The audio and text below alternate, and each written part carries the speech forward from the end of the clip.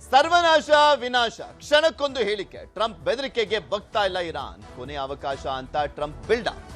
ಕದನ ವಿರಾಮ ವಿಸ್ತರಣೆ.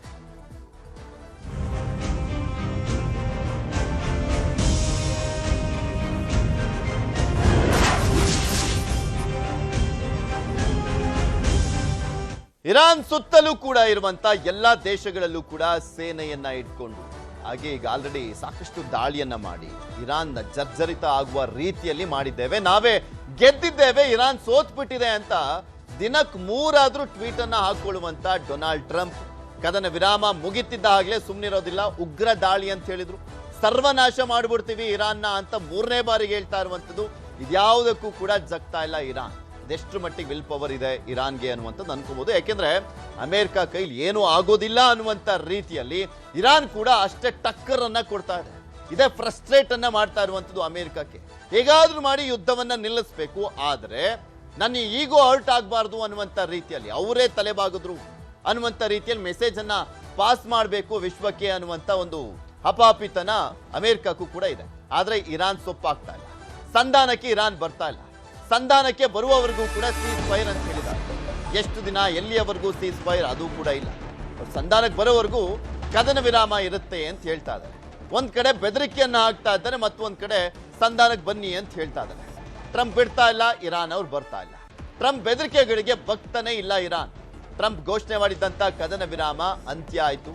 ಇವತ್ತು ಬೆಳಗ್ಗೆ 5:30ಕ್ಕೆ ಆ ಕದನ ವಿರಾಮ ಅಂತ್ಯ ಆಗಿ ಮತ್ತೊಂದು ಸುತ್ತಿನ ಕದನ ವಿರಾಮ ಆಗ್ತಾ ಇದೆ. ಇರಾನ್ಗೆ ಮತ್ತೊಂದು ಅವಕಾಶ ಅಂತ ಹೇಳಿದ್ರು ಟ್ರಂಪ್. ಸಂಧಾನಕ್ಕೆ ಬರೋವರೆಗೂ ಕದನ ವಿರಾಮದ ಮಾತನಾಡಿದ್ದಾರೆ. ಅವ್ರು ಸಂಧಾನಕ್ಕೆ ಬರೋವರೆಗೂ ಕದನ ವಿರಾಮ. ಅವ್ರಿಗೆ ದೊಡ್ಡ ಮಟ್ಟದಲ್ಲಿ ಆರ್ಥಿಕವಾಗಿಯೂ ಕೂಡ ಹೊಡೆತ ಬೀಳ್ತಾ ಇದೆ. $500 ಮಿಲಿಯನ್ ಅಷ್ಟು ಪ್ರತಿದಿನ ನಷ್ಟ ಆಗ್ತಾ ಇದೆ ಇರಾನ್ಗೆ. ಅಂದ್ರೆ 4200 ಕೋಟಿಯಷ್ಟು ನಷ್ಟ ಆಗ್ತಾ ಇದೆ. ಅದು ಇನ್ನೊಂದು ರೀತಿಯಾದಂಥ ಆರ್ಥಿಕ ಹಿಂಜರಿತ ಆಗ್ತಾ ಇದೆ, ಹೊಡೆತ ಬೀಳ್ತಾ ಇದೆ ಅನ್ನುವಂಥದ್ದನ್ನ ಟ್ರಂಪ್ ಹೇಳ್ತಾ ಇದ್ದಾರೆ. ಬಗ್ಗೆ ಟ್ರೂತ್ ನಲ್ಲಿ ಪೋಸ್ಟ್ ಮಾಡಿರುವಂಥದ್ದು ಟ್ರಂಪ್. ಪಾಕ್ ಮನವಿ ಮೇರೆಗೆ ಕದನ ವಿರಾಮ ವಿಸ್ತರಣೆ ಅಂತ ಅವ್ರ ಮೇಲೆ ಎತ್ತಾಕಿದ್ರು. ಷರತ್ತುಗಳಿಲ್ಲದ ಮಾತುಕತೆಗೆ ಇರಾನ್ ಬರಬೇಕು. ಅಮೆರಿಕ ಸೇನೆ ಯಾವ ಕ್ಷಣದಲ್ಲಾದರೂ ಕೂಡ ಯುದ್ಧಕ್ಕೆ ಸಿದ್ಧವಾಗಿದೆ. ಕದನ ವಿರಾಮ ಅಂತ್ಯ ಬೆನ್ನಲ್ಲೇ ಟ್ರಂಪ್ ಪೋಸ್ಟ್ ಅನ್ನ ಮಾಡಿದ್ದಾರೆ. ಇದೇ ವಿಚಾರಕ್ಕೆ ಸಂಬಂಧಪಟ್ಟಂತೆ ಮಾತಾಡಲಿಕ್ಕೆ ನಮ್ಮ ಜೊತೆ ಇಬ್ಬರು ಅತಿಥಿಗಳು ಜಾಯ್ನ್ ಆಗಿದ್ದಾರೆ. ಅವ್ರನ್ನ ಮಾತನಾಡಿಸ್ತಾ ಹೋಗ್ತೀನಿ. ನಮ್ಮ ಜೊತೆ ರುದ್ರಮೂರ್ತಿ ಅವರು, ಹೂಡಿಕೆ ತಜ್ಞರು ಜಾಯ್ನ್ ಆಗಿದ್ದಾರೆ. ಸುನಿಲ್ ಕುಮಾರ್, ಅಂತಾರಾಷ್ಟ್ರೀಯ ವಿಶ್ಲೇಷಕರು, ಇಬ್ಬರಿಗೂ ಕೂಡ ಕಾರ್ಯಕ್ರಮಕ್ಕೆ ಸ್ವಾಗತ. ಸುನಿಲ್ ಅವರಿಂದ ಆರಂಭ ಮಾಡ್ತೀನಿ. ಸುನಿಲ್ ಅವರೇ, ಕದನ ವಿರಾಮ ಕಂಟಿನ್ಯೂ ಆಯಿತು, ಅದು ಇರಾನ್ ಬಗ್ತಾ ಇಲ್ಲ, ಇರಾನ್ ಬರ್ತಾ ಇಲ್ಲ ಅನ್ನುವಂಥ ಸಂದರ್ಭದಲ್ಲಿ ಅಟ್ಯಾಕ್ ಮಾಡಿಬಿಡ್ತೀವಿ, ಉಗ್ರ ದಾಳಿ ಮಾಡಿಬಿಡ್ತೀವಿ ಅಂತ ಹೇಳ್ತಾ ಇದ್ದಂಥ ಟ್ರಂಪ್ ದಿಢೀರಂತ ನಿರ್ಧಾರವನ್ನ ಬದಲಿಸಿ ಕದನ ವಿರಾಮ ಅವರು ಅಂದ್ರೆ ಇಲ್ಲಿ ಸಂಧಾನಕ್ಕೆ ಬರೋವರೆಗೂ ಕಂಟಿನ್ಯೂ ಆಗುತ್ತೆ ಅಂತ ಹೇಳ್ತಾ ಇದ್ದಾರೆ. ಅಂದ್ರೆ ಮಂಡಿ ಊರಿದ್ರು ಮತ್ತೊಂದು ಮುಖಭಂಗ ಆಯ್ತು ಅನ್ನುವಂಥದ್ದಂತೂ ಸ್ಪಷ್ಟವಾಗಿ ಕಾಣಿಸ್ತಾ ಇದೆ. ಹೇಗ್ ನೋಡ್ತಾ ಇದ್ದೀರಾ ನೀವು ಅಂತ?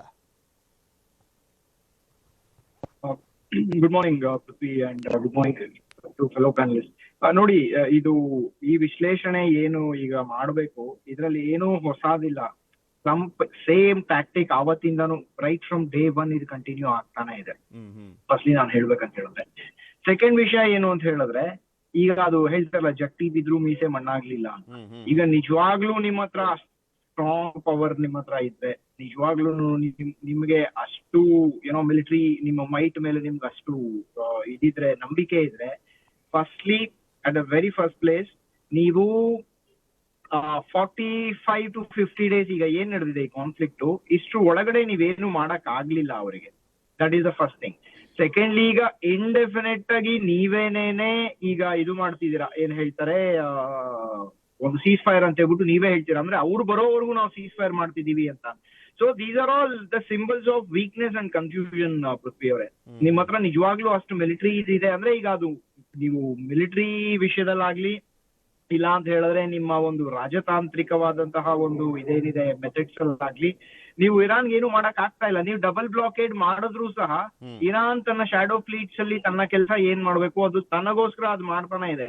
ಯಾಕಂದ್ರೆ ಟ್ರಂಪ್ ಹೇಳಿದ ತಕ್ಷಣ ಇರಾನ್ಗೆ $500 ಮಿಲಿಯನ್ ಲಾಸ್ ಆಗಲ್ಲ.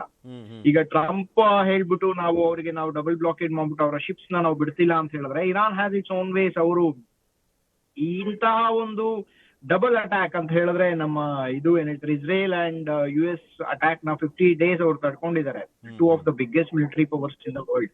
ಅದಕ್ಕೆ ಅವ್ರು ಕೇಟರ್ ಮಾಡಿದಾರೆ ಅಂದ್ರೆ ಅವ್ರ ಕಮರ್ಷಿಯಲ್ಸ್ ಗೆ ಅವ್ರು ಪ್ಲಾನ್ ಮಾಡಿರಲ್ವಾ? ಖಂಡಿತವಾಗ್ಲೂ ಪ್ಲಾನ್ ಮಾಡಿರ್ತಾರೆ. And in the back ground Russia and China support ಅವ್ರಿಗೆ ಇದ್ದೇ ಇದೆ. ಇಂಥ ಒಂದು ಪರಿಸ್ಥಿತಿ ಇರೋದ್ರಿಂದ this is an absolute show of weakness from American side. ನಿಜವಾಗ್ಲೂ ಅಷ್ಟು ಇದ್ದಿದ್ರೆ ಅಮೆರಿಕಾಗೆ ಅಂತಹ ಒಂದು ಶಕ್ತಿ ಅವ್ರು ಹೇಳ್ಕೊಳ್ಳೋವಾಗ ಇದ್ದಿದ್ರೆ you should have bomb them. ನೀವು ಎಂಡ್ ಮಾಡಿ, ನಿಮ್ಗೆ ಹೇಗ್ ಬೇಕೋ ಹಾಗೆ ಎಂಡ್ ಮಾಡಕ್ ನೀವು ಪ್ರಯತ್ನ ಪಡ್ಬೇಕಿತ್ತು. ನೀವು ಒಂದು ಎಂಡ್ ಮಾಡಕ್ಕೂ ಪ್ರಯತ್ನ ಪಡ್ತಾ ಇಲ್ಲ. ಎರಡನೇದು, ಪ್ರತಿದಿನ ಒಂದೊಂದು ಕನ್ಫ್ಯೂಸಿಂಗ್ ಸ್ಟೇಟ್ಮೆಂಟ್ಸ್ ಕೊಡ್ತಾ ಇದೀರಾ. ಅಂಡ್ ಮೂರನೇದಾಗಿ, ಪೂರ್ತಿ ಪ್ರಪಂಚಕ್ಕೆ ಇವಾಗ ಸ್ಟ್ರೇಟ್ ಆಫ್ ಹರ್ಮೂಸ್ ಏನಿದೆ ಅದು ಈಗ ಬ್ಲಾಕೇಡ್ ಏನಾಗಿದೆ, ಆ ಬ್ಲಾಕೇಡ್ ಇಂದ ಸ್ಟ್ರೇಟ್ ಆಫ್ ಹರ್ಮೂಸ್ ಅಲ್ಲಿ ಏನೇನ್ ವೆಸಲ್ಸ್ ಬರ್ಬೇಕಿತ್ತು ಆ ಎಲ್ಲಾ ವೆಸಲ್ಸ್ ಕೂಡ ಈಗ ಅಲ್ಲೇ ನಿಂತ್ಬಿಟ್ಟಿದೆ. ಟ್ರಾಫಿಕ್ ಆಲ್ಮೋಸ್ಟ್ ಝೀರೋ ಆಗಿದೆ. So basically you are causing issues to the whole world. ನೀವು ಈ ರೀತಿ ಮಾಡ್ತಿರೋದ್ರಿಂದ this is not a symbol of super power. This is symbol of a confused government and almost a failed state. ಈಗ ಪಾಕಿಸ್ತಾನದ ಸಹಾಯ ತಗೊಂಡು America ಮುಂದೆ ಹೋಗ್ತಿದೆ ಅಂತ ಹೇಳಿದ್ರೆ ಇದ್ರಲ್ಲಿ ಪಾಕಿಸ್ತಾನ ಹೇಳಿದಕ್ಕೆ ನಾನು ನಿಲ್ಸಿದೀನಿ ಅಂತ ಹೇಳ್ಬಿಟ್ಟು ಅವ್ರು ಏನಾದ್ರು ಹೇಳಿದ್ರೆ ನಿಜವಾಗ್ಲೂ ಇದು ಒಂದು ನಾಚಿಕೆಗೇಡಿನ ಸಂಗತಿ. ಪಾಕಿಸ್ತಾನದ ಮಾತು ಅಮೆರಿಕ ಕೇಳುವಂತಹ ಪರಿಸ್ಥಿತಿ ಬಂದಿದೆ ಅಂತ ಹೇಳಿದ್ರೆ ಇದಕ್ಕಿನ್ನ ಕೆಟ್ಟ ಪರಿಸ್ಥಿತಿ ಅಮೆರಿಕಾಗ್ ಬರಬಾರ್ದಾಗಿತ್ತು. ಒಂದು ದೇಶ it is living on loans and ಅವರ ಒಂದು ದೊಡ್ಡ ಸಾಧನೆ ನೀವು ನೋಡಿರ್ಬೋದು. ಆಸಿಮ್ ಮುನೀರ್ ಆಗ್ಲಿ, ಇಲ್ಲ ಹೇಳಿದ್ರೆ ಆಗ್ಲಿ, ಅವ್ರು ತಮ್ಮ ಅತಿ ದೊಡ್ಡ ಸಾಧನೆ ಅಂತ ಏನ್ ಬಿಂಬಿಸ್ತಾರೆ ಗೊತ್ತಾ? ಅದು ಡೆವಲಪ್ಮೆಂಟ್ ಅಲ್ಲ. ಎಲ್ಲಿ ಹೋಗಿ ಇವ್ರಿಗೆ ಜಾಸ್ತಿ ಸಾಲ ಸಿಗತ್ತೆ ಆ ಸಾಲನ ಅವ್ರ ಸಾಧನೆ ಅಂತ ಹೇಳ್ಬಿಟ್ಟು ಅವ್ರ ದೇಶದ ಜನದ ಮುಂದೆ ಇಡ್ತಾರೆ. ಆಗಿದೆ ಆ ದೇಶ, ಹಾಗಿದೆ ಆ ಸರ್ಕಾರ, ಹಾಗಿದೆ ಆ ದೇಶದ ಜನತೆ. ಸೊ ಇಂತ ಒಂದು ಪರಿಸ್ಥಿತಿ ಇರುವಾಗ ಅವ್ರು ಹೇಳಿದ್ರು ಅಂತ ಈಗ ಇವ್ರ ಹೆಗಲ್ ಮೇಲೆ ಇಟ್ಬಿಟ್ಟು ಈಗ ಅವ್ರ ಶೋಲ್ಡರ್ ಮೇಲೆ ಫೈರ್ ಮಾಡ್ತಿದ್ದಾರೆ. ಈಗ ಅರ್ಥ ಆಯ್ತಾ? ತುಂಬಾ ಒಂದು ನಾಚಿಕೆಗೇಡಿನ ಸಂಗತಿ. ಅಮೆರಿಕಾಗ ಇಂತಹ ಒಂದು ದುರ್ಗತಿ ಬರುತ್ತೆ ಅಂತ ನಾನ್ ಯಾವತ್ತೂ ಅನ್ಕೊಂಡಿರ್ಲಿಲ್ಲ. For all that they are, for all that they claim.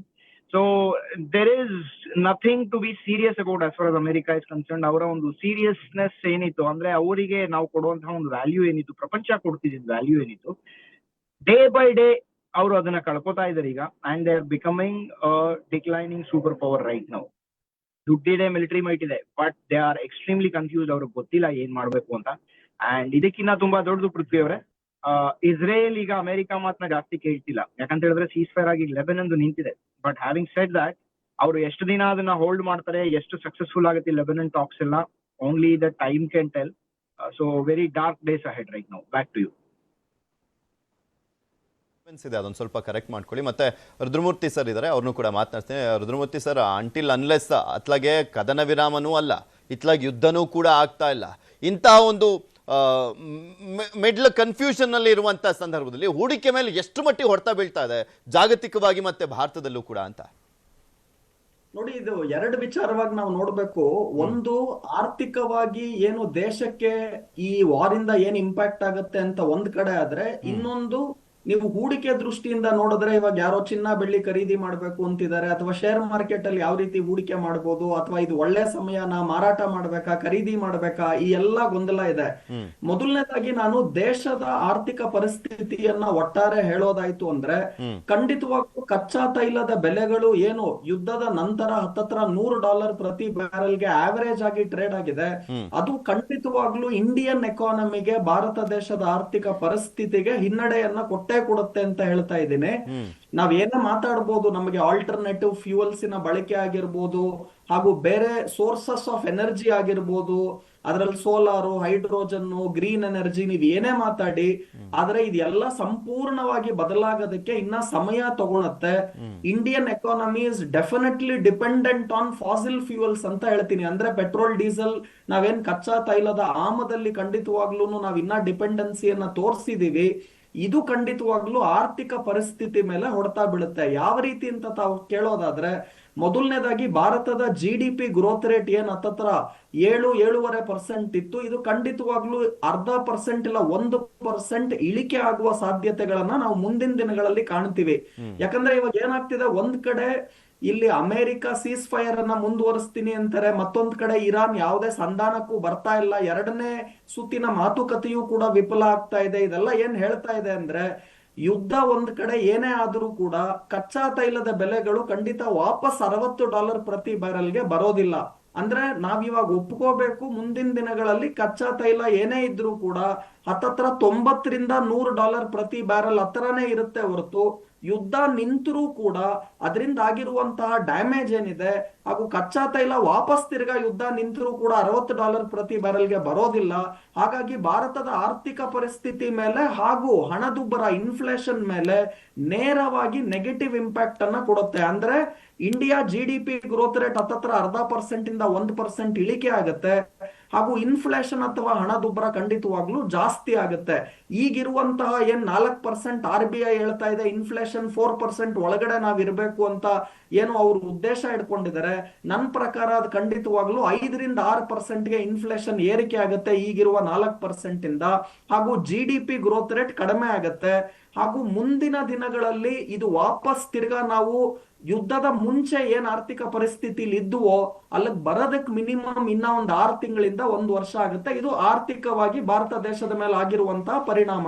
ಹಾಗೂ ಹೂಡಿಕೆ ದೃಷ್ಟಿಯಿಂದ ನಾವು ನೋಡೋದಾದ್ರೆ ಖಂಡಿತವಾಗ್ಲೂ ಫಸ್ಟ್ ಷೇರು ಮಾರುಕಟ್ಟು ಯಾವುದೇ ರೀತಿಯಾದಂತಹ ಈ ಯುದ್ಧದ ಮಾತುಗಳಿಗೆ ಹಾಗೂ ಟ್ರಂಪಿನ ಟ್ವೀಟ್ಗಳಿಗೆ ಇವಾಗ ಬೆಲೆ ಕೊಡ್ತಾ ಇಲ್ಲ. ಆಮೇಲೆ ನಾವು ಒಂದ್ ತಿಳ್ಕೋಬೇಕು, ಸ್ಟಾಕ್ ಮಾರ್ಕೆಟ್ ಯಾವಾಗ್ಲೂ ಕೂಡ ಫ್ಯೂಚರ್ ಲುಕಿಂಗ್ ಅನಿಮಲ್ ಅಂತ ನಾವು ಕರಿತೀವಿ. ಅಂದ್ರೆ ಮುಂದೆ ಏನಾಗಬಹುದು ಅನ್ನೋದನ್ನ ಮಾರ್ಕೆಟ್ ನೋಡುತ್ತೆ ಹೊರತು ಈಗ ಆಲ್ರೆಡಿ ಆಗಿರೋದ್ರ ಮೇಲೆ ಮಾರ್ಕೆಟ್ ಖಂಡಿತವಾಗ್ಲೂ ಮುಂದೆ ಮೇಲ್ ಹೋಗೋದಾಗ್ಲಿ ಕೆಳಗಡೆ ಹೋಗೋದಾಗ್ಲಿ ಮಾಡೋದಿಲ್ಲ. ಅಂದ್ರೆ ತುಂಬಾ ಸಿಂಪಲ್ ಆಗಿ ಹೇಳ್ತಾ ಇದ್ದೀನಿ, ಷೇರು ಮಾರುಕಟ್ಟೆ ಮುಂದಿನ ದಿನಗಳಲ್ಲಿ ಮೇಲ್ ಹೋಗುತ್ತಾ ಕೆಳಗಡೆ ಹೋಗುತ್ತಾ ಅನ್ನೋದು ನಿರ್ಧಾರ ಆಗೋದು ಇವಾಗವರೆಗೂ ಆಗಿರುವಂತಹ ವಿಚಾರದ ಮೇಲೆ ಅಲ್ಲ, ಬಟ್ ಮುಂದೆ ಏನಾಗಬಹುದು ಅನ್ನುವ ಎಕ್ಸ್ಪೆಕ್ಟೇಷನ್ ಮೇಲೆ share market movement ನಿಂತಿರುತ್ತೆ.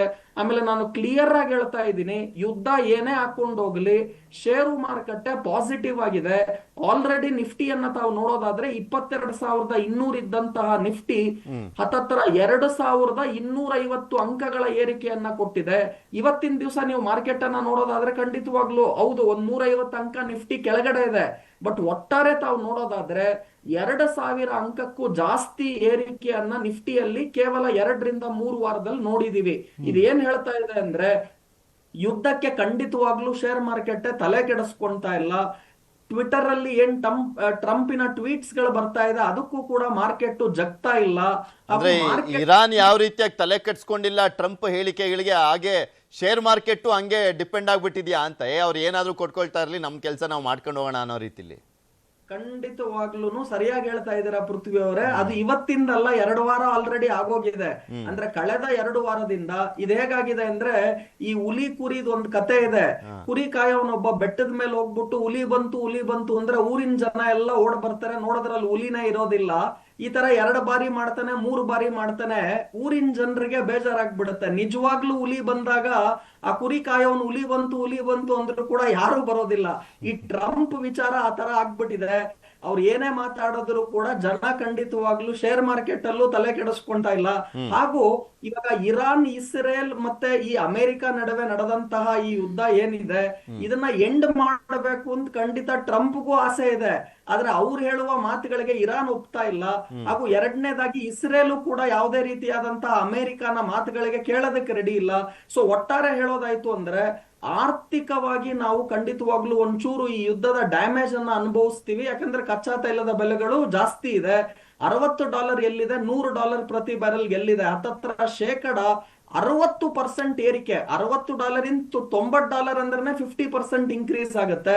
$100 per barrel ಅಂದ್ರೆ ಹತ್ತತ್ರ 60-70% ಅಂತಾರಾಷ್ಟ್ರೀಯ ಮಾರ್ಕೆಟ್ ಅಲ್ಲಿ ಕಚ್ಚಾ ತೈಲದ ಬೆಲೆಗಳು ಮೇಲೋಗಿದೆ. ಆದ್ರೆ ನಮ್ಮ ದೇಶದಲ್ಲಿ ಪೆಟ್ರೋಲ್ ಡೀಸೆಲ್ ದರಗಳಲ್ಲಿ ಭಾರಿ ಪ್ರಮಾಣದ ಯಾವುದೇ ಏರಿಕೆ ಖಂಡಿತವಾಗ್ಲೂ ಯಾಕೆ ಆಗಿಲ್ಲ ಅಂದ್ರೆ, ಈಗ ಆಲ್ರೆಡಿ ಏನ್ ಎಲೆಕ್ಷನ್ಸ್ ನಡೀತಾ ಇರೋದ್ರಿಂದ ಮಾರ್ಕೆಟ್ ಅಲ್ಲಿ ಯಾವುದೇ ರೀತಿಯಾದ ಪೆಟ್ರೋಲ್ ಡೀಸೆಲ್ ಏರಿಕೆ ಇಲ್ಲ.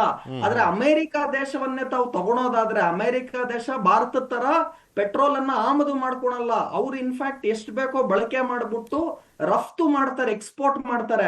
ಆದ್ರೆ ಅಮೆರಿಕ ದೇಶದಲ್ಲೇನೆ ಕಚ್ಚಾ ತೈಲದ ಬೆಲೆಗಳಲ್ಲಿ ಪೆಟ್ರೋಲ್ ಡೀಸೆಲ್ ದರಗಳಲ್ಲಿ 30-50% ಏರಿಕೆ ಆಲ್ರೆಡಿ ಆಗಿದೆ ಅಮೆರಿಕ ದೇಶದಲ್ಲಿ. Petrol rate diesel rate America ಅಲ್ಲಿ ಏರಿಕೆ 30-50% ಆಗಿದೆ. ನಮ್ಮ ದೇಶದಲ್ಲಿ 30-50% ಏರಿಕೆ ಯಾಕಾಗಿಲ್ಲ ಅಂದ್ರೆ ಈ ರಾಜ್ಯದ ಎಲೆಕ್ಷನ್ಸ್ ಗಳು ನಡೀತಾ ಇರೋದ್ರಿಂದ ಖಂಡಿತ ಆಗಿಲ್ಲ. ಆದ್ರೆ ಬರುವ ದಿವಸಗಳಲ್ಲಿ ಖಂಡಿತವಾಗ್ಲೂನು ಜನಸಾಮಾನ್ಯರಿಗೆ ಇದು ಹೊರೆ ಬೀಳುತ್ತೆ.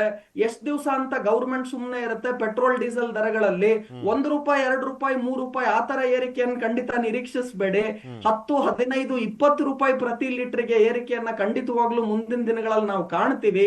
ಆದ್ರೆ ಷೇರು ಮಾರುಕಟ್ಟೆಯನ್ನ ನೋಡೋದಾದ್ರೆ, ಚಿನ್ನ ಬೆಳ್ಳಿ ಮಾರ್ಕೆಟ್ ಅನ್ನ ನೋಡೋದಾದ್ರೆ ಖಂಡಿತವಾಗ್ಲೂ ಇಂತಹ ಯುದ್ಧದಂತಹ ಅವಕಾಶದಲ್ಲಿ ಯಾವಾಗ ಶೇರ್ ಮಾರ್ಕೆಟ್ ಬೀಳುತ್ತೋ, ಅದೇ ರೀತಿ ಯಾವಾಗ ಚಿನ್ನ ಬೆಳ್ಳಿ ಬೀಳುತ್ತೋ ಅದನ್ನ ದೀರ್ಘಾವಧಿಗೆ ಖರೀದಿ ಮಾಡೋದು ಖಂಡಿತವಾಗ್ಲೂ ಉತ್ತಮವಾದಂತಹ ಅವಕಾಶ ಅಂತ ಹೇಳ್ತೀನಿ. ವಾರನ್ ಬಫೆಟ್ ತುಂಬಾ ಚೆನ್ನಾಗಿ ಹೇಳ್ತಾರೆ, when others are greedy you be fearful, when others are fearful you be greedy ಅಂತ. ಇಂತಹ ಆಪರ್ಚುನಿಟಿ, ಅದು ಕೋವಿಡ್ ಆಗಿರ್ಬೋದು, ಅದೇ ರೀತಿ ಡಿಮಾನಿಟೈಸೇಷನ್ ಆಗಿರ್ಬೋದು, ಅದೇ ರೀತಿ 2008ರ ಲೇಮನ್ ಬ್ರದರ್ ಕ್ರೈಸಿಸ್ ಆಗಿರ್ಬೋದು, ಈ ತರ ಯಾವಾಗ ಮಾರ್ಕೆಟ್ ಅಲ್ಲಿ ಭಾರಿ ಪ್ರಮಾಣದ ಕುಸಿತ ಬರುತ್ತೋ, ಅದ ಶೇರ್ ಮಾರ್ಕೆಟ್ ಆಗಿರ್ಬೋದು ಅಥವಾ ಚಿನ್ನ ಬೆಳ್ಳಿ ಆಗಿರ್ಬೋದು, ಅಂತಹ ಸಮಯದಲ್ಲಿ ಯಾರ್ಯಾರು ಖರೀದಿ ಮಾಡ್ತಾರೆ ಅಂತವ್ರು ಖಂಡಿತವಾಗ್ಲೂ ಮುಂದಿನ ದಿನಗಳಲ್ಲಿ ಭಾರಿ ಪ್ರಮಾಣದ ಲಾಭ ಆಗುತ್ತೆ. ಸೊ ನನಗೂ ಕೂಡ ಇದು ಏನ್ ಯುದ್ಧದಿಂದ ಮಾರ್ಕೆಟ್ ಇಳಿಕೆ ಆಯ್ತು, ಅದು ಬೈಯಿಂಗ್ ಆಪರ್ಚುನಿಟಿಯನ್ನ ಖಂಡಿತವಾಗ್ಲೂ ಪ್ರೊವೈಡ್ ಮಾಡಿದೆ ಅಂತ ಹೇಳ್ತೀನಿ. ಹಾಗೂ ಯಾರ್ಯಾರು ಚಿನ್ನ ಬೆಳ್ಳಿಯನ್ನು ಕೂಡ ಖರೀದಿ ಮಾಡಬೇಕು ಅಂತಿದಾರೋ, ದೀರ್ಘಾವಧಿಗೆ ಹೂಡಿಕೆ ದೃಷ್ಟಿಯಿಂದಾಗ್ಲಿ ಬಳಕೆ ದೃಷ್ಟಿಯಿಂದಾಗ್ಲಿ, ನಾನು ಆಲ್ರೆಡಿ ಲಾಸ್ಟ್ 2 ವಾರದಿಂದ ಹೇಳ್ತಾನೆ ಬರ್ತಾ ಇದ್ದೆ, ಯಾವಾಗ ಸಿಲ್ವರ್ ಹತ್ತತ್ರ 2 ಲಕ್ಷಕ್ಕೆ ಬಂದಿತ್ತು ನಿಮಗೆ, ಹಾಗೂ ಗೋಲ್ಡ್ ಕೂಡ ಹತ್ತತ್ರ ನಿಮಗೆ 1.5 ಲಕ್ಷ, 1,55,000 ಬಂದಾಗ್ಲೂ ಕೂಡ ಗೋಲ್ಡ್ ಖರೀದಿ ಮಾಡೋದಕ್ಕೆ ಇದು ಗೋಲ್ಡನ್ ಟೈಮ್ ಅಂತ ನಾನು ಹೇಳ್ತಾ ಇದ್ದೆ. ಸೊ ಖಂಡಿತವಾಗ್ಲೂ ಈಗ್ಲೂ ಕೂಡ ಯಾರ್ಯಾರು ಮಿಸ್ ಮಾಡಿದ್ದಾರೆ, ಅವ್ರು ಈ ಯುದ್ಧದ ಎಫೆಕ್ಟ್ ಆಗಿರ್ಬೋದು, ಯುದ್ಧದಿಂದ ಏನಾಗುತ್ತೆ, ಡೊನಾಲ್ಡ್ ಟ್ರಂಪ್ ಏನ್ ಮಾಡ್ತಿದ್ದಾರೆ ಇದೆಲ್ಲ ಮರೆತು ಬಿಟ್ಟು ಚಿನ್ನ ಬೆಳ್ಳಿ ಖರೀದಿ ಮಾಡಬೇಕು ಅಥವಾ ಶೇರ್ಸ್ ಗಳಲ್ಲಿ ಖರೀದಿ ಮಾಡಬೇಕು ಅಂತಿರೋರು ಇಂತ ಅವಕಾಶ ಇಂತ ಯುದ್ಧದ ಟೈಮಲ್ಲಿ ಯಾವ್ದು ಸೇಫ್ ಝೋನು ಮತ್ತೆ ಯಾವ್ದ್ರಲ್ಲಿ ಇನ್ವೆಸ್ಟ್ ಮಾಡಬಾರ್ದು, ಇನ್ವೆಸ್ಟ್ ಮಾಡಬೇಕು ಅನ್ನುವಂಥದ್ರ ಬಗ್ಗೆನೂ ಕೂಡ ಸ್ವಲ್ಪ ತಿಳ್ಕೊಳ್ಳೋದಕ್ಕೂ ಒಂದು ಹೆಲ್ಪ್ ಆಯ್ತಾ ಅಂತ, ಇದು ನಷ್ಟದ ಜೊತೆಗೆ ಸ್ವಲ್ಪ ಬುದ್ಧಿ. ಖಂಡಿತ. ಆಮೇಲೆ ಅನೇಕ ಜನಕ್ಕಿರೋ ದೊಡ್ಡ ಕನ್ಫ್ಯೂಷನ್ ಏನು ಪೃಥ್ವಿ ಅವರೇ ಅಂದ್ರೆ, ನಾರ್ಮಲಿ ಈ ತರ ಯುದ್ಧ ಆದಾಗ ಚಿನ್ನ ಬೆಳ್ಳಿಯಲ್ಲಿ ಏರಿಕೆ ಆಗ್ಬೇಕು, ಶೇರ್ ಮಾರುಕಟ್ಟೆಯಲ್ಲಿ ಇಳಿಕೆ ಆಗ್ಬೇಕು. ಆದ್ರೆ ಈ ಸಲ ಪೆಕ್ಯುಲಿಯರ್ ಏನು ಅಂದ್ರೆ, ಯುದ್ಧ ಆದಾಗ ಚಿನ್ನ ಬೆಳ್ಳಿನೂ ಕೆಳಗಡೆ ಬಿತ್ತು, ಶೇರ್ ಮಾರ್ಕೆಟ್ ಕೆಳಗಡೆ ಬಿತ್ತು, ಎರಡು ಒಟ್ಟಿಗೆ ಹೋಗ್ತಾ ಇದೆ. ಯಾಕೆ ಅಂತ ತಾವು ನೋಡೋದಾದ್ರೆ, ಇಂಪಾರ್ಟೆಂಟ್ ಏನು ಅಂದ್ರೆ ಡಾಲರ್ ಏನಾಗ್ತಿದೆ ಅಂತ. ಯಾವಾಗ ಡಾಲರ್ ಇಂಡೆಕ್ಸ್ ಅಲ್ಲಿ ಇಳಿಕೆ ಆಗ್ತಾ ಇರುತ್ತೋ ಅವಾಗ ಖಂಡಿತವಾಗ್ಲೂ ಚಿನ್ನ ಬೆಳ್ಳಿ ದರಗಳಲ್ಲಿ ಏರಿಕೆಯನ್ನ ನಾವು ಕಾಣಬಹುದು. ಅದೇ ಯಾವಾಗ ಡಾಲರ್ ಇಂಡೆಕ್ಸ್ ಜಾಸ್ತಿ ಆಗುತ್ತೋ, ಈಗ ಏನಾಗ್ತಿದೆ ಮುಖ್ಯವಾಗಿ ಯುದ್ಧದಿಂದ ಅಂದ್ರೆ, ಇಲ್ಲಿ ಏನ್ ಇರಾನ್ ಅಲ್ಲಿ ಸ್ಟ್ರೈಟ್ ಆಫ್ ಹಾರ್ಮೋಸ್ ಕ್ಲೋಸ್ಡ್ ಆಗಿದ್ರು ಕೂಡ ಮಧ್ಯ ಮಧ್ಯ ಎಷ್ಟೊಂದ್ಸಲ ಓಪನ್ ಮಾಡಿದಾಗ್ಲೂ ಕೂಡ ಅವಾಗ ಏನ್ ಮಾಡ್ತಾ ಇದ್ದಾರೆ, ಚೈನಾದ ಕರೆನ್ಸಿ ಆದ ಯುವಾನಿನ ಬಳಕೆ ಇವಾಗ ಜಾಸ್ತಿ ಆಗ್ತಾ ಇದೆ. ಅಂದ್ರೆ ಡಾಲರ್ ಬದಲಾಗಿ ಯುವಾನಿನ ಬಳಕೆ ಆಗ್ತಿರೋದ್ರಿಂದ ಡಾಲರಿನ ಡಿಮ್ಯಾಂಡ್ ಖಂಡಿತವಾಗ್ಲೂ ಕಡಿಮೆ ಆಗ್ತಾ ಇದೆ. ಸೊ ಯಾವಾಗ ಡಾಲರ್ ಡಿಮ್ಯಾಂಡ್ ಕಡಿಮೆ ಆಗ್ತಾ ಇದೆ, ಯುವಾನಿನ ಬಳಕೆ, ಚೈನಾ ಕರೆನ್ಸಿ ಯುವಾನಿನ ಬಳಕೆ ಜಾಸ್ತಿ ಆಗ್ತಾ ಇದೆ. ಹಾಗೂ ಇಂಡೈರೆಕ್ಟ್ ಆಗಿ ಎಲ್ಲರಿಗೂ ಗೊತ್ತಿದೆ, ಚೈನಾ ರಷ್ಯಾ ಸಂಪೂರ್ಣವಾಗಿ ಇರಾನ್ಗೆ ಸಪೋರ್ಟ್ ಅನ್ನ ಕೊಡ್ತಾ ಇದೆ. ಅವ್ರು ಯಾವಾಗ್ಲೂ ಅಮೆರಿಕ ಅಗೇನ್ಸ್ಟ್ ಆಗಿ ನಡ್ಕೊಂತಿರೋದ್ರಿಂದ ಆರ್ಥಿಕವಾಗಿ ನೋಡೋದಾಯ್ತು ಅಂದ್ರೆ ನಾವು ಶೇರ್ ಮಾರ್ಕೆಟ್ ಅಲ್ಲೂ ಇಳಿಕೆ ಕಂಡ್ವಿ, ಚಿನ್ನ ಬೆಳ್ಳಿಯಲ್ಲೂ ಕೂಡ ಇಳಿಕೆ ಕಂಡ್ವಿ. ಆದ್ರೆ ಇವಾಗ ಯುದ್ಧ ಇನ್ನೇನು ಸರಿ ಹೋಗ್ತಾ ಇದೆ, ಕರೆನ್ಸಿ ಬೇರೆ ಬಳಕೆ ಆಗೋ ಟೈಮ್ ನಲ್ಲಿ ಡಾಲರ್ ವ್ಯಾಲ್ಯೂ ಸಹಜವಾಗಿ ಕಡಿಮೆ ಆಗ್ತಾ ಹೋಗುತ್ತೆ. ಈ ಟೈಮ್ ನಲ್ಲಿ ಆ ಶೇರ್ ಮಾರ್ಕೆಟ್ಗೆ ಅದು ಅಂದ್ರೆ ಯಾವ ರೀತಿಯ ಪಾಸಿಟಿವ್ ಅಂತ ಅನ್ಕೊಳ್ತೀರಾ? ಮತ್ತೊಂದ್ ಕಡೆ ಅಮೆರಿಕಾದ ಮೇಲೆ ಇದ್ದಂತ ಡಿಪೆಂಡೆನ್ಸಿನೂ ಕೂಡ ಕಡಿಮೆ ಆಗ್ತಾ ಹೋಗುತ್ತಾ ಕರೆನ್ಸಿ ಬೇರೆದು ಓಡಾಡಿದಾಗ? ಖಂಡಿತವಾಗ್ಲು ನೋಡಿ, ಇದಕ್ಕೆ ನಾವು ಡಿ ಡಾಲರೈಸೇಷನ್ ಅಂತಾನು ಕೂಡ ಕರಿತೀವಿ. ಏನಿದು ಡಿ ಡಾಲರೈಸೇಷನ್ ಅಂದ್ರೆ ತುಂಬಾ ಸಿಂಪಲ್. ಡಾಲರಿನ ಬಳಕೆ ಕಡಿಮೆ ಆಗ್ತಾ ಇದೆ, ಡಾಲರ್ ಬದಲಾಗಿ ನಾವು ಬೇರೆ ಕರೆನ್ಸಿಯನ್ನ ಬಳಸಿದ್ರೆ ಅದಕ್ಕೆ ನಾವು ಡಿ ಡಾಲರೈಸೇಷನ್ ಅಥವಾ ಡಾಲರಿನ ಬಳಕೆ ಕಡಿಮೆ ಮಾಡ್ತಾ ಇದೀವಿ. ಇದರಿಂದ ಖಂಡಿತವಾಗ್ಲೂ ಕೂಡ ಯುವಾನಿನ ಬಳಕೆ ಜಾಸ್ತಿ ಆಗ್ತಿದೆ, ಡಾಲರ್ ಡಿಪೆಂಡೆನ್ಸಿ ಕಡಿಮೆ ಆಗ್ತಿದೆ. ಇದು ಅಮೆರಿಕ ದೇಶಕ್ಕೆ ಒಳ್ಳೇದಲ್ಲ ಆರ್ಥಿಕವಾಗಿ. ಆಗ ಆಲ್ರೆಡಿ ಇವಾಗ ನಮ್ಗೆ ಸುನಿಲ್ ಹೇಳ್ದಂಗೆನೆ ಅವ್ರಿಗೆ ಡೆಟ್ ಎಷ್ಟಿದೆ ಅಂದ್ರೆ, ಅವರ ಸಾಲದ ಹೊರೆ ಎಷ್ಟಿದೆ ಅಂದ್ರೆ ಅದೇ ಸಾಕಷ್ಟು ಇದೆ. ಹಾಗಾಗಿ ಟ್ರಂಪ್ಗೆ ಖಂಡಿತವಾಗ್ಲೂ ಬಡ್ಡಿ ದರಗಳಲ್ಲಿ ಏನಾನ ಭಾರಿ ಪ್ರಮಾಣದ ಕುಸಿತ ಆಯ್ತು ಬಡ್ಡಿ ದರಗಳಲ್ಲಿ ಅಂದ್ರೆ ಟ್ರಂಪ್ ಒಳ್ಳೇದು, ಯಾಕಂದ್ರೆ ಅವ್ರು ಇಂಟ್ರೆಸ್ಟ್ ಪೇಮೆಂಟ್ ಗಳನ್ನ ಮಾಡ್ಬೇಕಾಗತ್ತೆ. ಸೊ ಇವಾಗ ಇನ್ಫ್ಲೇಷನ್ ಜಾಸ್ತಿ ಆದಾಗ ಬಡ್ಡಿ ದರಗಳನ್ನ ಕಡಿತ ಮಾಡೋದಕ್ ಆಗೋದಿಲ್ಲ. ಈ ಯುದ್ಧದಿಂದ ಏನಾಯ್ತು ಅಂದ್ರೆ ಹಣದುಬ್ಬರ ಅಥವಾ ಇನ್ಫ್ಲೇಷನ್ ಜಾಸ್ತಿ ಆಗಿದೆ.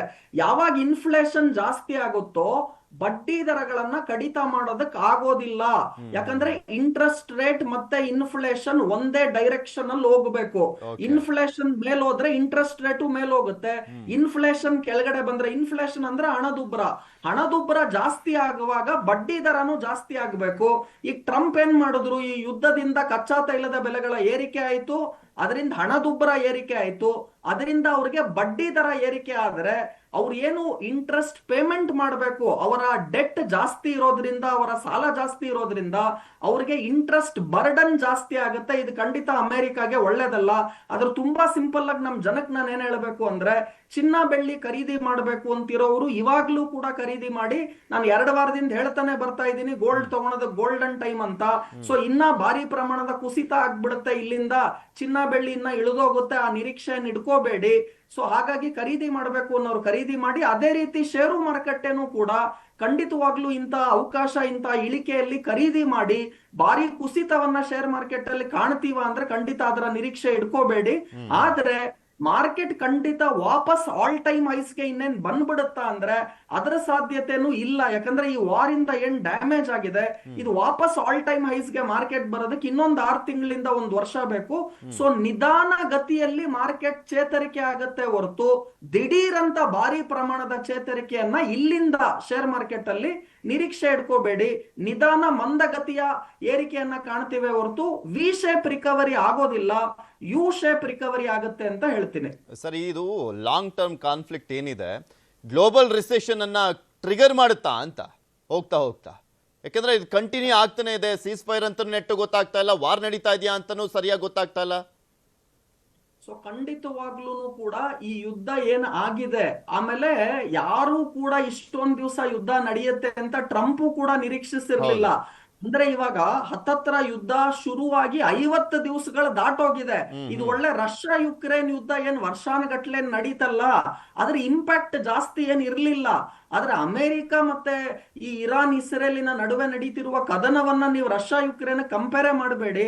ಆದ್ರೆ ಈಗೇನ್ ಒಂದು ಒಳ್ಳೆ ಖುಷಿ ಸಮಾಚಾರ ಅಂದ್ರೆ ಯುದ್ಧದ ಭೀಕರತೆ ಹಾಗೂ ಏನ್ ಬಾಂಬಿಂಗ್ ಗಳಾಗ್ತಾ ಇತ್ತು ಅದೆಲ್ಲ ಖಂಡಿತವಾಗ್ಲೂ ನೆಕ್ಸ್ಟ್ ಟು ಸ್ಟ್ಯಾಂಡ್ ಸ್ಟಿಲ್ ಬಂದ್ಬಿಟ್ಟಿದೆ. ಆಮೇಲೆ ಈಗ ತಾನೇ ಸುನಿಲ್ ಅವ್ರ ಹೇಳಿದ್ರು, ಲೆಬನನ್ ಮತ್ತೆ ಇಸ್ರೇಲ್ ನಡುವೆ ನಡೀತಿದ್ದಂತಹ ಒಂದು ಕದನ ಏನಿತ್ತು ಅದಕ್ಕೂ ಕೂಡ ಸೀಸ್ ಫೈರ್ ಬಂದಿದೆ. ಅಂದ್ರೆ ಯಾರಿಗೂ ಕೂಡ ಯುದ್ಧ ಮಾಡೋದಕ್ಕೆ ಇಷ್ಟ ಇಲ್ಲ. ಬಟ್ ಏನು ಅಂದ್ರೆ ಟ್ರಂಪ್ ಖಂಡಿತವಾಗ್ಲೂ ಇದನ್ನ ಓಪನ್ ಆಗಿ ಒಪ್ಕೊಂಡು, ನಾನು ಯುದ್ಧ ಮಾಡಿದ್ರಿಂದ ಏನು ಪ್ರಯೋಜನ ಆಗ್ಲಿಲ್ಲ, ಇರಾನ್ ಎದುರ್ಕೋಬಿಡುತ್ತೆ ಅನ್ಕೊಂಡೆ, ಅದೇನು ಮಾಡ್ಲಿಲ್ಲ, ಈ ತರ ಒಪ್ಕೊಳೋದಕ್ ಆಗೋದಿಲ್ಲ. ಯಾಕಂದ್ರೆ ಅವ್ರಿಗೆ ಈಗೋ ಜಾಸ್ತಿ ಇದೆ, ಈಗೋ ಇರ್ಬೇಕು, ಅಷ್ಟೊಂದ್ ಇರಬಾರದು. ಸೂಪರ್ ಪವರ್ ಅನ್ಸ್ಕೊಂಡು ಟುಸ್ ಪವರ್ ಆದಂಗ ಆಗ್ಬಿಡುತ್ತೆ ಅನ್ನೋದು, ಇಡೀ ವಿಶ್ವದಲ್ಲಿ ಮಾತಾಡ್ಬಿಡ್ತಾರೆ ಅನ್ನೋದು ಭಯ, ಅದು ಮುಜುಗರ. ಆಲ್ರೆಡಿ ಟ್ರಂಪ್ ಆ ತರ ಮಾತಾಡ್ತಿದ್ದಾರೆ. ಬಟ್ ಒಂದೇ ಒಂದು ಬೇಜಾರ್ ಸಂಗತಿ ಏನು ಅಂದ್ರೆ, ಟ್ರಂಪಿನ ಕಾಲಾವಧಿ ಏನಿದೆ ಇನ್ನ ಅವ್ರು ಪ್ರೆಸಿಡೆಂಟ್ ಆಗಿ ಅಮೆರಿಕನ್ ಮುಂದುವರ್ಸೋದಕ್ಕೆ ನನಗ್ ತಿಳಿದಂಗೆ ಇನ್ನೊಂದ್ 2.5-3 ವರ್ಷ ಇನ್ನ ಇರೋದ್ರಿಂದ, ಸೊ ಇನ್ನೊಂದ್ 2.5-3 ವರ್ಷ ಖಂಡಿತ ಈ ಕಾಟಕ್ಕೆ ನೀವು ಏನು ಮಾಡಕ್ ಆಗೋದಿಲ್ಲ, ಆಪ್ಷನ್ ಬೇರೆ ಇಲ್ಲ ಅಂತ ಹೇಳ್ತೀನಿ. ಯಾಕಂದ್ರೆ ಮೊನ್ನೆ 2 ದಿವಸದ ಹಿಂದೆ ತಿರ್ಗಾ ಸ್ಪೇನ್ ಬಗ್ಗೆ ಮಾತಾಡ್ತಾ ಇದ್ರು, ಅದಕ್ ಮುಂಚೆ ಕ್ಯೂಬಾ ಬಗ್ಗೆ ಮಾತನಾಡ್ತಿದ್ರು, ಮುಂಚೆ ಗ್ರೀನ್ಲ್ಯಾಂಡ್ ನಾವು ಆಲ್ರೆಡಿ ಕೇಳಿದೀವಿ. ಸೊ ಈ ಅದಕ್ ಮುಂಚೆ ವೆನಿನ್ಸುಲಾ. ಸೊ ಈ ಟ್ರಂಪ್ ಕತೆ ಏನಾಗಿದೆ ಅಂದ್ರೆ, ಬರೀ ಇವ್ರಿಗೆ ಮಾಡಕ್ ಏನು ಕೆಲಸ ಇಲ್ವಾ ಅಮೆರಿಕಾದಲ್ಲಿ? ಪ್ರೆಸಿಡೆಂಟ್ ಆಗಿ ಎಷ್ಟೊಂದು ಅಮೆರಿಕ ದೇಶದ ಆರ್ಥಿಕ ಪರಿಸ್ಥಿತಿ ಮತ್ತು ಅಲ್ಲಿನ ಜನರ ಬಗ್ಗೆ ಯೋಚನೆ ಮಾಡೋದು ಬಿಟ್ಬಿಟ್ಟು ಬೇರೆ ಬೇರೆ ದೇಶ 2 ದಿವಸದಿಂದ ಸ್ಪೇನ್ ಬಗ್ಗೆ ತಿರ್ಗಾ ಮಾತನಾಡ್ತಾ ಇದ್ದಾರೆ. ಸೊ ಇದು ಖಂಡಿತವಾಗ್ಲೂ ಇನ್ನೊಂದ್ 2.5 ವರ್ಷ 3 ವರ್ಷ ನೀವ್ ಇದಕ್ಕೆ ಅಡ್ಜಸ್ಟ್ ಆಗ್ಬೇಕೇ ಹೊರತು ಟ್ರಂಪ್ ಚೇಂಜ್ ಆಗ್ತಾರೆ ಅಂತ ಖಂಡಿತವಾಗ್ಲೂ ನಿರೀಕ್ಷೆ ಇಟ್ಕೋಬೇಡಿ. ಅಲ್ಲ, ಈ ಉಕ್ರೇನು ರಷ್ಯಾ ಯುದ್ಧ ನಡೆಯುವಂತ ಸಂದರ್ಭದಲ್ಲಿ ಒಂದು 15 ಡೇಸ್ ಸ್ವಲ್ಪ ಆತಂಕ ಇತ್ತು. ಆದ್ರೆ ಅದು ಜಾಗತಿಕವಾಗಿ ದೊಡ್ಡ ಹೊಡೆತ ಅಂತ ಏನು ಕೊಡ್ಲಿಲ್ಲ.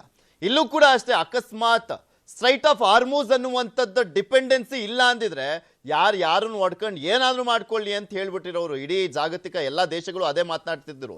ಇಲ್ಲಿ ಸ್ಟ್ರೈಟ್ ಆಫ್ ಹಾರ್ಮೂಸ್ ಇಂದನೇ ಇಡೀ ವಿಶ್ವಕ್ಕೆ ತೊಂದರೆ ಆಗ್ತಿರೋದು. ಅದೊಂದಿಲ್ಲ ಅಂದಿದ್ರೆ ಯಾರು ಏನ್ ಮಾಡಿದ್ರು ಕೇಳೋರು ಇರ್ತಿರ್ಲಿಲ್ಲ.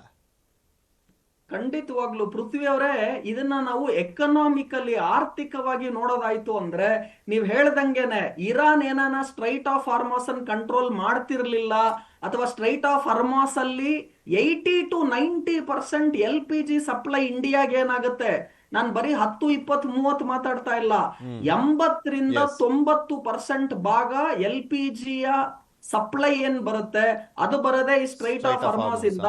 ಹಾಗೂ ಕಚ್ಚಾ ತೈಲವನ್ನು ತಾವು ತಗೊಳೋದಾದ್ರೆ 40 to 50% ಬರುವಂತಹ ಕಚ್ಚಾ ತೈಲ. Yes. ಇಲ್ಲಿ ಏನಾಗುತ್ತೆ ಅಂದ್ರೆ ಬೇರೆ ಬೇರೆ ದೇಶಗಳಿಂದ ಬರುವಂತಹ ಎಲ್ಲಾ ಕಚ್ಚಾ ತೈಲ ಏನಿದೆ ಅದು ಈ ಸ್ಟ್ರೈಟ್ ಆಫ್ ಹಾರ್ಮೋಸ್ ಮುಖಾಂತರನೇ ಬರ್ಬೇಕಾಗತ್ತೆ. ಸೊ ಇಲ್ಲಿ ಯಾವಾಗ ಸ್ಟ್ರೈಟ್ ಆಫ್ ಹಾರ್ಮೋಸ್ ಅನ್ನ ಇರಾನ್ ಚೋಕ್ ಮಾಡಿದ್ರು ಅಥವಾ ನಿಲ್ಸಿದ್ರು, ಅವಾಗ ಖಂಡಿತವಾಗ್ಲೂ ಆರ್ಥಿಕವಾಗಿ ಹೊಡೆತ ಬಿತ್ತು. ನೀವ್ ಹೇಳ್ದಂಗೆ ಆ ಸ್ಟ್ರೈಟ್ ಆಫ್ ಹಾರ್ಮೋಸ್ ಏನಾನ ಇರ್ಲಿಲ್ಲ ಅಂದಿದ್ರೆ ಅಥವಾ ಇರಾನ್ ಇದನ್ನ ಕಂಟ್ರೋಲ್ ಮಾಡ್ತಿರ್ಲಿಲ್ಲ ಅಂದಿದ್ರೆ ಈ ಯುದ್ಧದ ಬಗ್ಗೆ ಯಾರು ಕೂಡ ತಲೆ ಕೆಡಿಸ್ಕೊಂತಿರ್ಲಿಲ್ಲ. ಆರ್ಥಿಕವಾಗ್ಲೂ ಏನೇ ಬದಲಾವಣೆಗಳಾಗ್ತಿರ್ಲಿಲ್ಲ. ಬರೀ ಇರಾನ್, ಇಸ್ರೇಲ್ ಮತ್ತೆ ಅಮೆರಿಕಾಗೆ ಇದರಿಂದ ಇಂಪ್ಯಾಕ್ಟ್ ಆಗದೆ ಹೊರತು ಬೇರೆ ದೇಶಗಳಿಗೆ ಇಂಪ್ಯಾಕ್ಟ್ ಆಗ್ತಾ ಇರ್ಲಿಲ್ಲ. ಈಗೇನಾಗಿದೆ, ಖಂಡಿತವಾಗ್ಲೂ ಅನೇಕ ಈ ಮಿಡಲ್ ಈಸ್ಟ್ ರಾಷ್ಟ್ರಗಳಿಗೂ ಕೂಡ ಇದರಿಂದ ಹೊಡೆತ ಬಿತ್ತು. ಹಾಗೂ ಖಂಡಿತವಾಗ್ಲೂ ಯಾರ್ಯಾರು ಕಚ್ಚಾ ತೈಲ ನೋಡಿ, ಚೈನಾ ದೇಶವೂ ಕೂಡ ಭಾರತದ ತರನೇ ಕಚ್ಚಾ ತೈಲದ ಆಮದು ಮೇಲೆ ಖಂಡಿತ ತುಂಬಾ ಡಿಪೆಂಡೆಂಟ್ ಅಲ್ಲ, ಅದರಲ್ಲೂ ಆಗಿದೆ. ಸ್ಪೆಷಲಿ ಇರಾನ್ ಮೇಲೆ ಡಿಪೆಂಡೆನ್ಸಿ ಇದೆ ಅವ್ರದ್ದು 60 to 70%. ನಮ್ಗೆ ಅಟ್ಲೀಸ್ಟ್ ಖಂಡಿತ. ಬೇರೆ ಬೇರೆ ದೇಶಗಳ ಮೇಲೆ ಡಿಪೆಂಡೆನ್ಸಿ ಇದ್ರೆ ಇರಾನ್ ಒಂದರಿಂದನೇ 60 to 70% ಚೀನಾ ಡಿಪೆಂಡೆನ್ಸಿ. ಅದು ಒಂದ್ ಕಡೆ ಇರಾನ್ ಇಂದ 60-70% ಕಚ್ಚಾ ತೈಲದ ಮೇಲೆ ಡಿಪೆಂಡೆನ್ಸಿ ಇದೆ. ಮತ್ತೊಂದು ಕಡೆ ಇವಾಗ ಇರಾನ್ ಆಗಿರ್ಬೋದು, ಗಲ್ಫ್ ರಾಷ್ಟ್ರಗಳಾಗಿರ್ಬೋದು, ಅಮೆರಿಕ ಆಗಿರ್ಬೋದು, ಇವ್ರು ಎಲ್ಲರೂ ಕೂಡ ಕಚ್ಚಾ ತೈಲವನ್ನ ಎಕ್ಸ್ಪೋರ್ಟ್ ಮಾಡ್ತಾರೆ, ರಫ್ತು ಮಾಡ್ತಾರೆ. Yes. ಆದ್ರೆ ಇಂಡಿಯಾ ಯಾವ ರೀತಿ ಕಚ್ಚಾ ತೈಲದ ಇಂಪೋರ್ಟ್ ಅಥವಾ ಆಮದು ಮಾಡ್ಕೊಂತೀವೋ, ಚೈನಾ ಕೂಡ ಅದೇ ರೀತಿ ಕಚ್ಚಾ ತೈಲದ ಆಮದು ಮಾಡ್ಕೊಳ್ಳೋದ್ರಿಂದ ಖಂಡಿತವಾಗ್ಲೂ ಈ ಸ್ಟ್ರೈಟ್ ಆಫ್ ಹಾರ್ಮೋಸ್ ಒಂದನ್ನ ಅವ್ರು ಹಿಡ್ಕೊಂಡಿರೋದ್ರಿಂದ ಇಂಡಿಯಾ ಮೇಲೆ ಇಂಪ್ಯಾಕ್ಟ್ ಅಷ್ಟೊಂದು ನೆಗೆಟಿವ್ ಆಗಿದೆ, ಚೈನಾ ಮೇಲೆ ಅಷ್ಟೊಂದು ನೆಗೆಟಿವ್ ಇಂಪ್ಯಾಕ್ಟ್ ಅನ್ನ ಖಂಡಿತವಾಗ್ಲೂ ಕೊಡುತ್ತೆ. ಹಾಗೂ ಯುದ್ಧದಿಂದ ಆಲ್ರೆಡಿ ಆಗಿರುವಂತಹ ನಷ್ಟ ಏನಿದೆ ಅದು ಇರಾನ್, ಇಸ್ರೇಲ್, ಅಮೆರಿಕ ಮತ್ತೆ ಗಲ್ಫ್ ರಾಷ್ಟ್ರಗಳ ಮೇಲೆ ಖಂಡಿತವಾಗ್ಲೂ ಬೀರುತ್ತೆ. ಸೊ ಹಾಗಾಗಿ ನಾನು ಹೇಳ್ತಾ ಇದ್ದೀನಿ, ಈ ಯುದ್ಧ ಮಾಡಿರೋದ್ರಿಂದ ಯಾರಿಗೂ ಕೂಡ ಪ್ರಯೋಜನ ಆಗ್ಲಿಲ್ಲ. ಕೆಲವ್ರು ಹೇಳಿದ್ರು ಅಟ್ಲೀಸ್ಟ್ ರಷ್ಯಾಗ್ ಪ್ರಯೋಜನ ಆಯ್ತಾ ಈ ಯುದ್ಧ ಮಾಡಿದ್ರಿಂದ ಅಂತ. ಖಂಡಿತ ರಷ್ಯಾಗೂ ಪ್ರಯೋಜನ ಆಗ್ಲಿಲ್ಲ. ಯಾಕಂದ್ರೆ ಮೊದಲನೇ ದೇಶ ಯುದ್ಧದ ಸಮಯದಲ್ಲಿ ಚಿನ್ನವನ್ನ ಮಾರಾಟ ಮಾಡಿದ್ ಯಾವುದು ಅಂದ್ರೆ ಅದು ರಷ್ಯಾ. ರಷ್ಯಾ ಅವರ ಬಳಿ ಇದ್ದಂತಹ ಚಿನ್ನವನ್ನ ಮಾರಾಟ ಯಾಕೆ ಮಾಡಿದ್ರು ಅಂದ್ರೆ ಈ ಯುದ್ಧದಿಂದ ಆದಂತಹ ಆರ್ಥಿಕ ಹಿಂಜರಿತ ಏನಿದೆ ಅದರಿಂದ ಹೊರ ಬರೋದಕ್ಕೋಸ್ಕರ ರಷ್ಯಾ ಖಂಡಿತವಾಗ್ಲೂ ಅವರ ಚಿನ್ನವನ್ನ ಸೇಲ್ ಮಾಡಿದ್ರು, ಮಾರಾಟ ಮಾಡಿದ್ರು. ಸೊ ಹಾಗಾಗಿ ಈ ಯುದ್ಧದಿಂದ ಆರ್ಥಿಕವಾಗಿ ಖಂಡಿತವಾಗ್ಲೂ ಕೂಡ ಅನೇಕ ದೇಶಗಳ ಮೇಲೆ ನೆಗೆಟಿವ್ ಇಂಪ್ಯಾಕ್ಟ್ ಅನ್ನೇ ಕೂಡ ಖಂಡಿತವಾಗ್ಲೂ ಬೀರಿದೆ. ಹಾಗೂ ಇದು ಖಂಡಿತ ಹೂಡಿಕೆ ದೃಷ್ಟಿಯಿಂದ ನೋಡೋದಾಯ್ತು ಅಂದ್ರೆ ಖಂಡಿತ ಇನ್ವೆಸ್ಟ್ಮೆಂಟ್ ಗೆ ಚಿನ್ನ, ಬೆಳ್ಳಿ ಶೇರ್ಸ್ ತಗೊಳೋದಕ್ಕೆ ಇದು ಒಳ್ಳೆ ಸಮಯ ಅಂತ ಹೇಳ್ತೀನಿ. Okay, thank you so much sir. ಇಷ್ಟೊತ್ತನಕ ಜಾಯ್ನ್ ಆಗಿ ನಿಮ್ಮ ಅಭಿಪ್ರಾಯವನ್ನ ವ್ಯಕ್ತಪಡಿಸಿದ್ದಕ್ಕೆ ರುದ್ರಮೂರ್ತಿ ಸರ್.